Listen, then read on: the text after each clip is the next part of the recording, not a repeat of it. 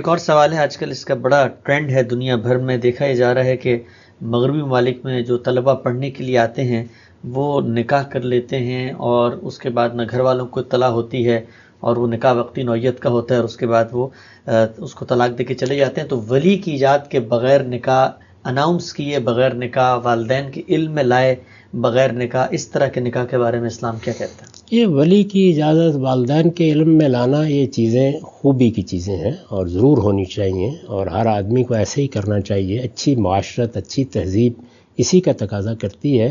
لیکن نکاح کی شرط صرف یہ ہے کہ وہ علانیہ ہو، یعنی کوئی خفیہ کام نہیں ہو سکتا، علانیہ ہونا چاہیے. اور اس جذبے سے ہونا چاہیے کہ اگر حالات سازگار ہوں گے، ہم یہاں نکاح کر رہے ہیں تو اپنی بیوی کو ساتھ لے جائیں گے. البتہ یہ ضرور بتا دینا چاہیے کہ ہو سکتا ہے کہ حالات سازگار نہ ہو، ممکن ہے کہ لے جانا ممکن نہ ہو، تو اس صورت میں طلاق کی گنجائش موجود ہوتی ہے، علیحدگی بھی ہو سکتی ہے. تو اس طرح علانیہ قاعدے کے مطابق کسی کو دھوکہ دیے بغیر نکاح کرنا چاہیے. نکاح ایک مقدس ادارے کو قائم کرنے کے لیے کیا جاتا ہے.